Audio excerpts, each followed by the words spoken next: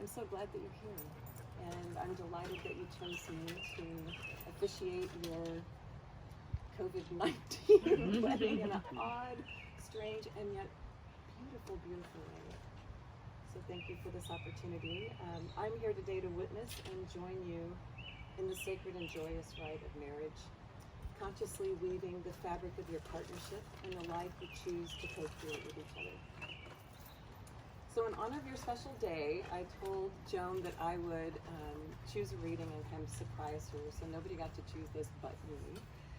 And this is one of my favorite quotes by Tom Robbins about love, and it feels really true. Love is the ultimate outlaw.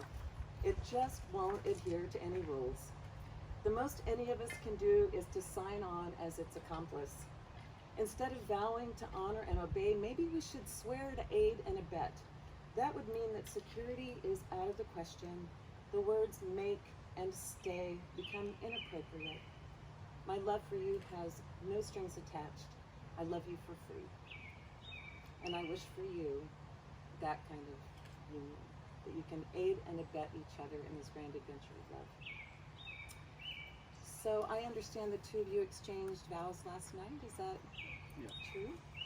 And that you have chosen to tie the true lover's knot as a symbol of anchoring your vows, right? So I'm going to talk you through this, and this is going to be logistically super fun. So what I want you to do is make two little rabbit ears, like the way you teach a kid to tie shoes. So make two loops in separate ends, and then do a little half knot of those two loops together.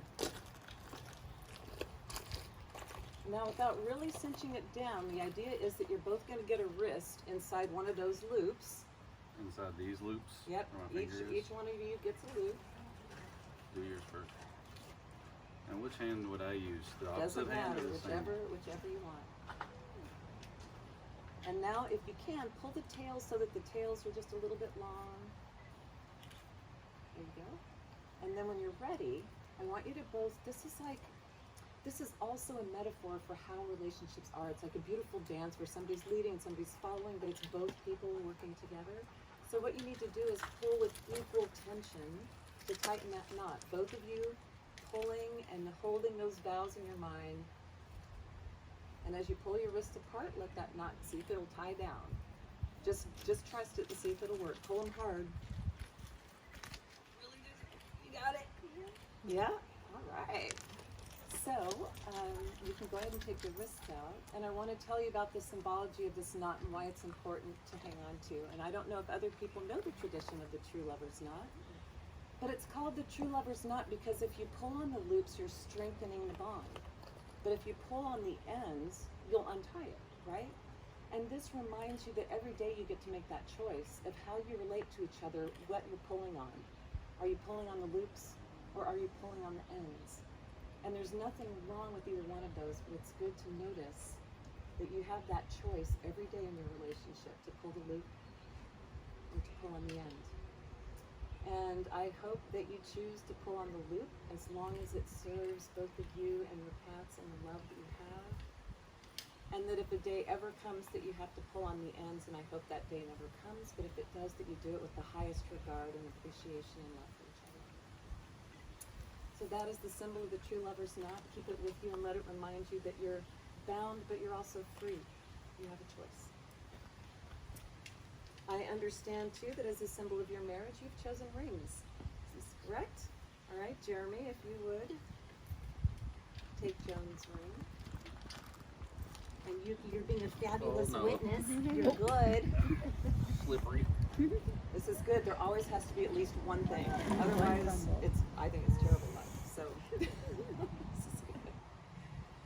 So, Jeremy, do you choose to legally and consciously marry Joan in the presence of all of us and in adherence to the vows that you've made? I do. Then place the ring on Joan's finger as a symbol of that.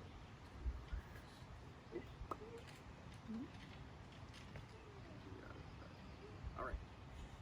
And Joan, it's your turn. This ring. Do you choose to legally and consciously marry Jeremy in our presence and in adherence to the vows that you've made?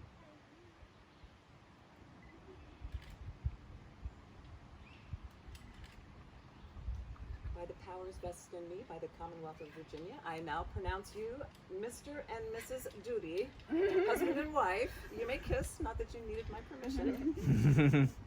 You would like in on that? Oh my God, you're so cute. Good boy.